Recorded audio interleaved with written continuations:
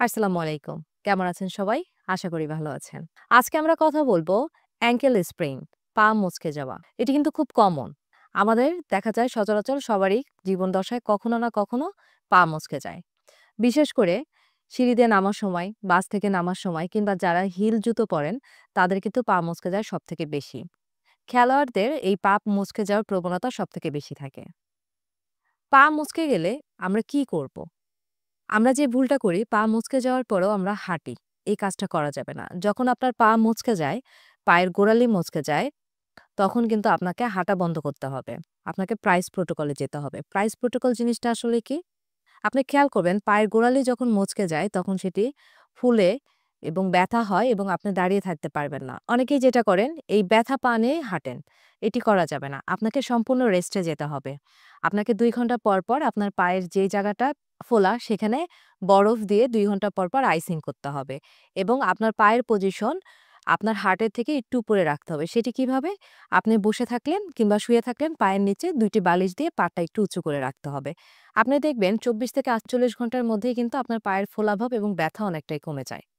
অনেকেই যে ভুলটা করেন, এই পায়ের ব্যথা যখন কমে যায় উনি ভাবেন উনি হয়তোবা ঠিক হয়ে গিয়েছেন তখন হাঁটতে থাকেন।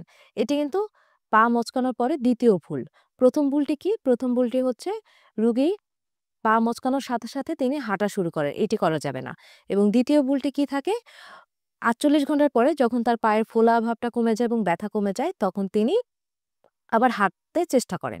এটি করা যাবে না।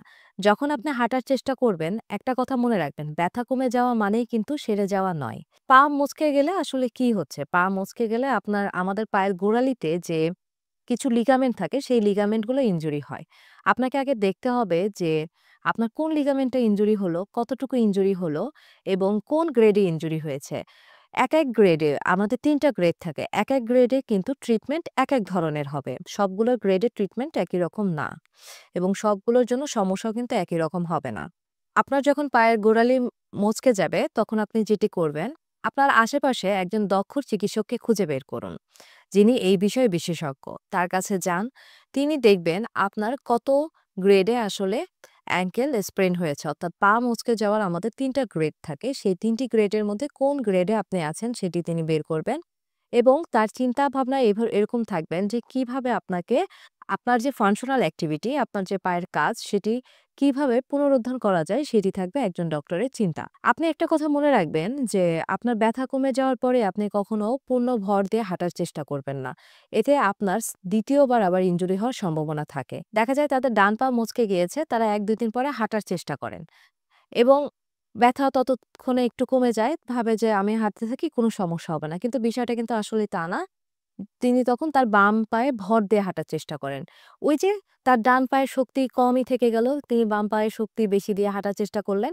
কিছুদিন পরে দেখা যায় যে তার বাম পাও আ ইনজুরি হওয়ার সম্ভাবনা থাকে। এইজন্য আপনার যখন অ্যাঙ্কেলের স্প্রেইন হবে অর্থাৎ লিগামেন্টে কোনো ইনজুরি হবে, আপনাকে অবশ্যই আপনার যে লিগামেন্টে ইনজুরি হলো সেই লিগামেন্টের পুনরুদ্ধার করার জন্য কিছুটা সময় আপনাকে রেস্ট নিতে হবে এবং সেটি রিপেয়ারের জন্য কিছু রিহ্যাবিলিটেশন প্রোটোকলের মধ্য দিয়ে আপনাকে যেতে হবে। রিহ্যাবিলিটেশন প্রোটোকলটা কি?